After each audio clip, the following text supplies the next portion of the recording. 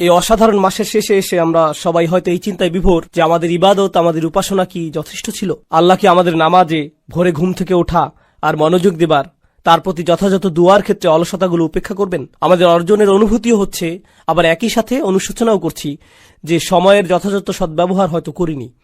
আর আমাদের সবারই এই অনুভূতি হচ্ছে, কেউ কারো চাইতে ভালো অবস্থানে নেই আমরা, শুধু আল্লাহই জানেন আমাদের অবস্থা। তাই বাহ্যিক অবস্থা আর এই যে আমি এখানে দাঁড়িয়ে আপনাদের উদ্দেশ্যে কথা বলছি আর আপনারা শ্রোতা হিসেবে আমার কথা শুনছেন, এটা কিন্তু আপনাদের চাইতে আমার অবস্থানকে সম্মানিত বলে প্রমাণ করে না। আমরা সবাই আল্লাহ আজ্জা ওয়াজাল্লাহর সামনে একই স্থানে অবস্থান করছি, আর এটা নিয়ে আমাদের সবারই চিন্তা করা দরকার। কিন্তু একই সাথে আমাদের দিনে এমন অনন্য কিছু আছে যেটা আমি আপনাদেরকে বলতে চাই। এই যে আমরা এই মাসকে বিদায় জানাচ্ছি, এটা আমার মতে খুবই গুরুত্বপূর্ণ। আর সেটা হলো ক্ষমার ব্যাপারে আমাদের ধারণা। এই মাসের বড় অনুপ্রেরণাগুলোর একটি হলো মাসটির প্রতিদিনই চাইলে আমরা আল্লাহর ক্ষমা অর্জন করতে পারি, আমাদের জীবন নতুন করে শুরু করতে পারি। এটাই হলো এই মাসের সবচাইতে বড় অনুপ্রেরণা, বড় উপহার। আর প্রত্যেক মুসলিমের এই বিষয়ে ভালোভাবে জানা দরকার, বিশেষ করে এই শেষ দিনগুলোতে। শেষের এই প্রত্যেকটি দিনই হতে পারে যে আপনার খাতা মুছে ফেলা হচ্ছে, আমার খাতা মুছে ফেলা হচ্ছে। আমরা যত গুনাহ করেছি সবকিছু মুছে ফেলা হচ্ছে, নতুন করে আবার শুরু করতে পারছি। আমরা যেন সদ্যজাত কোনো শিশুর মতো হয়ে গেছি, একদম শিশুর মতো। যদি আমরা এই শেষ কিছু দিনের, বিশেষ করে শেষ কিছু রাতগুলোর সঠিক সদ্ব্যবহার করতে পারি, আমাদের এই দৃষ্টিভঙ্গি হওয়া উচিত। কিন্তু একই সাথে দেখতে হবে যে কোরআনে শাস্তিপ্রাপ্ত প্রচুর মানুষের আলোচনা করা আছে। কোরআন ভর্তি জাহান্নামের বর্ণনা। কোরআনে প্রচুর বর্ণনা আছে দুর্নীতিপরায়ণদের, যাদের আমল কবুল হয় না, তাই না? যাদের আমল বিচার দিবসে কেড়ে নেওয়া হবে, তারা বিচার দিবসে বিস্ময় নিয়ে দাঁড়িয়ে আছে। সূরাতুল হাদিদে বিচার দিবসে অনেক মুসলিমদের কথা বলা আছে যারা আতঙ্কগ্রস্ত। তারা মুমিনদের সাথেই দাঁড়িয়ে আছে, জান্নাতের দিকে এগিয়ে যাচ্ছে, আর হঠাৎ করে একটি দেয়াল এসে পড়ল, আর তারা বলবে, আলাম নাকুন মাআকুম, আমরা কি তোমাদের সাথেই ছিলাম না? আমরা তো একত্রে থাকার কথা। আর তারা বলবে, না না, তোমরা আমাদের সাথে নও। যারা জান্নাতের দিকে যাচ্ছে তারা বলবে, বালা ওয়ালাকিন্নাকুম ফাতানতুম আনফুসাকুম ওয়া তারাব্বাসতুম ওয়ারতাবতুম ওয়া গাররাতকুমুল আমানিয়্যু হাত্তা জাআ আমরুল্লাহ ওয়া গাররাকুম বিল্লাহিল গুরুর। এটা কিন্তু খুবই ভয়ঙ্কর আয়াত।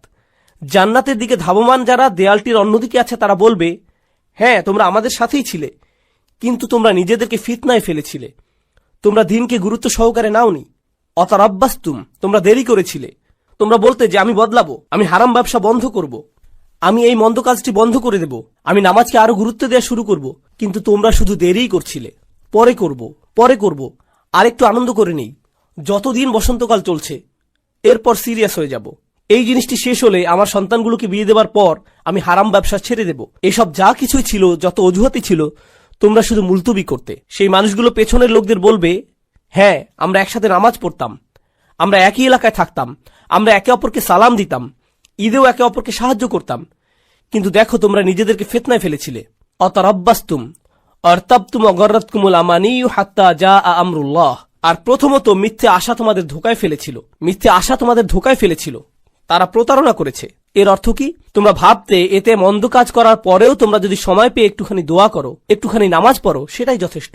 তোমরা ভেবেছো এতটুকুতেই জান্নাতে ঢুকে যাবে। ঠিক যেমন আল্লাহ বলেন, আম হাসিবতুম আন তাদখুলাল জান্নাহ, যেন তোমরা অচিরেই জান্নাতে প্রবেশ করবে। এই ধরনের চিন্তা তোমাদের ধোঁকায় ফেলেছে। অবশেষে আল্লাহর সিদ্ধান্ত এসে গেল, অগররাকুম বিল্লাহিল গুরুর। আর যে ধোঁকা দিত সে খুবই পারদর্শী, সে তোমাদের ধোঁকা দিল, তোমাদের সাথে প্রতারণা করলো। তোমরা একেবারেই নিশ্চিত ছিলে যে জান্নাতের গ্যারান্টি পেয়ে গেছো। এই আয়াতগুলো কোরআনে আছে, সেগুলো বেশ ভয়ানক। তো এই ক্ষমা চাবার মাসে যে আমরা আছি, আমরা কি উপায়ে বিভ্রান্তিহীন মানুষ হতে পারি? আমরা কিভাবে নিশ্চিতভাবে জানতে পারি যে আমরা সঠিক পথে যাচ্ছি, যে আমরা আসলে আল্লাহর ক্ষমা ভিক্ষা চাচ্ছি? আর একদিকে আপনারা যদি শুধু এই ধরনের আয়াতই পড়েন, তবে আপনি পুরোপুরি বিষণ্ণগ্রস্ত হয়ে যাবেন যে যাই করি না কেন কিছুই যায় আসে না। আমি জানিও না বিচার দিবসের দেয়ালটি কি ঠিক দিকে থাকবে নাকি ভুল দিকটায়। আমি জানি না আমার তাওবা কি আসলে আন্তরিক নাকি কৃত্রিম। আমি জানি না। তাহলে কিভাবে জানতে পারি? কোরআনের একটি স্থান নিয়ে এত আলিম কথা বলেছেন, কোরআনের এত স্পেশালিস্ট মুতাদাব্বিরিন এটা নিয়ে কথা বলেছেন যে এই স্থানে আল্লাহর ক্ষমাপ্রাপ্তির বিষয়টা সবচাইতে বিস্তারিতভাবে আলোচনা করা হয়েছে। ইসলামে ক্ষমার দর্শনের পুরো বিষয়টি ব্যাপকভাবে একটি স্থানে আলোচিত হয়েছে। আর আমি এখান থেকে কিছু জিনিস প্রথমে আমার নিজের জন্য, এরপর সবার উদ্দেশ্যে আলোচনা করছি। যেমন এই খুতবার শুরুতেই বলেছি যে আমাদের সবার জন্যই এই আলোচনা। এই আয়াতগুলো সম্পর্কে আমি আপনাদের বলেছি, এর মানে এই নয় যে আমার এগুলোর দরকার নেই, এমন নয় যে আমি জান্নাতের গ্যারান্টি পেয়ে গেছি, আপনারা এখনো পাননি, বরং আমাদের সবার অবস্থা একই। এখানে আল্লাহ তাদের সম্পর্কে বলছেন যারা ইসলাম সম্পর্কে কথা বলে। আল্লাহ বলছেন, ওমান আহসানু কওলাম মিম্মান দাআ ইলাল্লাহ ওয়া আমিলা সলিহান ওয়া ক্বালা ইন্নানী মিনাল মুসলিমিন। আর তার চেয়ে কার কথা উত্তম যে আল্লাহর দিকে মানুষকে আহ্বান জানায় এবং নিজেও সৎ কাজ করে? এর মানে সে নিজেও আমলের ঊর্ধ্বে হতে পারবে না। শুধু কথা বলাই যথেষ্ট না, তার নিজেকেও আমল করতে হবে। ওয়াকালা ইন্নানি মিনাল মুসলিমিন, আর সে স্পষ্টভাবে বলে দেয় আমি মুসলিমদের অন্তর্ভুক্ত। এর দুইটি অর্থ, এক, সে মুসলিম হিসাবে গর্বিত, আর দুই, সে নিজেকে অন্যান্য মুসলিমের চাইতে উত্তম মনে করে না, সে নিজেকে বেশি ভালো মনে করে না। তাই আমরা সবাই একত্রে, সবারই একই অবস্থা। আল্লাহর সামনে অন্তত এই দুনিয়াতে কেউই একজনের চাইতে অন্যজন উত্তম অবস্থায় নেই। আর শুধু আল্লাহই জানেন যে বিচার দিবসে আমাদের অবস্থা কি হবে, আর আল্লাহ এখনো জানেন আমাদের অন্তরের অবস্থা কেমন। যে আয়াতটি দিয়ে আপনাদের বলতে চাচ্ছি এখানে, তা আশা দিয়ে শুরু হয়। এটা গুরুত্বপূর্ণ, কারণ আমাদের দিন আশা দিয়ে শুরু হয়, ভীতি প্রদর্শন দিয়ে নয়। এটা সাবধানবাণী দিয়ে শুরু হয় না। যদিও আমার খুতবা তাই দিয়ে শুরু হয়েছিল, কারণ আপনাদের অনেকেই ছোটবেলা থেকে সবচেয়ে বেশি যেটা শুনে বড় হয়েছিলেন তা হচ্ছে ইসলাম ভয় প্রদর্শন দ্বারা পূর্ণ। আমাদের দিনে অনেক ভয় দেখানো হয়েছে, এটা করলে আল্লাহ তোমাকে ধরবে। বাচ্চাকাল থেকে বাবা মা এটা বলে আসছে, তুমি হারাম কিছু করলে আল্লাহ তোমাকে অনেক শাস্তি দেবেন, এই ধরনের শাস্তি, জাহান্নামে ওই ধরনের শাস্তি, এই শাস্তি। এগুলো কোত্থেকে শুরু হয়? কুল। নবীজিকে বলতে বলা হচ্ছে কুল, ওদেরকে বলে দিন।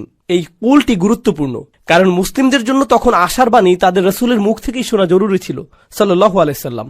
আর এই সুন্নতের ধারাবাহিকতা রক্ষায় আমরা এই আশা কিন্তু শুধু কিতাব থেকেই পাই না, বরং যারা রাসূল সাল্লাল্লাহু আলাইহি সাল্লামের উত্তরাধিকার বহন করেন তাদের কাছ থেকেও আশা পাই। এই লিগাসি বহনকারী হিসাবে আপনি আমি আমাদের উচিত ছিল অন্যদের আশার বাণী শোনানো। এই কুল শব্দের মধ্যেই, এই কুল শব্দটির মধ্যেই এই বিষয়টা সন্নিহিত। কুল ইয়া ইবাদিয়াল্লাযীনা আসরাফু আলা আনফুসিহিম, তাদেরকে বলে দিন আমার বান্দারা, আমার দাস, আমার বান্দা যারা নিজেদের বিরুদ্ধে চলে গিয়েছ। আরবিতে ইসরাফ মানে সীমা অতিক্রম করা, উচিতের বাইরে চলে যাওয়া। যদি আপনি বেশি খেয়ে খাবার গলা পর্যন্ত চলে এসেছে এমন অবস্থা হয়, তাহলে আপনি খাদ্য গ্রহণে ইসরাফ করেছেন, বেশি খেয়ে ফেলেছেন। যেখানে বেশি খরচ করা উচিত নয় সেখানে অতিরিক্ত খরচ করে ফেললে আপনি খরচে ইসরাফ করেছেন। প্রতিশোধ নিতে গিয়ে কারো উপরে চরের বিপরীতে যদি 10 গুণ চর দিয়ে বসেন, তাহলে আপনি প্রতিশোধ গ্রহণে ইসরাফ করলেন। ইসরাফ মানে বাড়াবাড়ি করে ফেলা। আল্লাহ বলছেন আমার বান্দারা যারা নিজেদের বিরুদ্ধে বাড়াবাড়ি করে ফেলেছ, তারা অনেক ক্ষেত্রে যা করার তার চাইতে বেশি করে ফেলেছে। কিন্তু আল্লাহ বলেননি ইসরাফ কোন ক্ষেত্রে, সম্পদের ইসরাফ নাকি কথাবার্তার ইসরাফ নাকি গাফলতির ইসরাফ। ইসরাফটা কিসের এখানে, বাড়াবাড়ি কোথায় হয়েছে? আল্লাহ এটা নির্দিষ্ট করেননি, কারণ আমরা অনেক কিছুতেই বাড়াবাড়ি করি। আপনি অতিরিক্ত অলস হতে পারেন, আপনি বাড়াবাড়িভাবে রাগী হতে পারেন, আপনি অতিরিক্ত লোভী হতে পারেন, আপনি অনেক কিছুতেই বাড়াবাড়ি করতে পারেন, অনেক কিছুতে অতিরিক্ত করতে পারেন। আর আল্লাহ বলছেন তোমরা যেই বাড়াবাড়ি করে ফেলেছো নিজেদের বিরুদ্ধে, এটা আরেকটা জিনিস।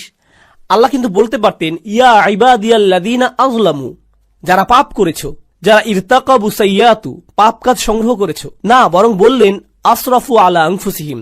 এটা কি ইঙ্গিত দিচ্ছে?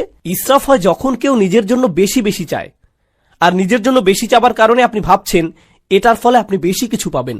আর আল্লাহ এই আয়াতের বাস্তবতা বলছেন, তিনি বললেন আসরাফু আলা আনফুসিহিম, তিনি লি আনফুসিহিম বলেননি। তিনি বলেছেন তোমরা নিজেদের বিরুদ্ধে বাড়াবাড়ি করেছো, নিজের জন্য করনি। তুমি ভাবছিলে তুমি গিয়ে সীমা অতিক্রম করেছো কারণ এতে তোমার জন্য কিছু থাকবে, কিন্তু বাস্তবতা হলো প্রত্যেকবার এমনটা করার সময় এটা তোমার বিরুদ্ধেই গিয়েছে। আলা আনফুসিহিম লা তাকনাতু মির রাহমাতিল্লাহ।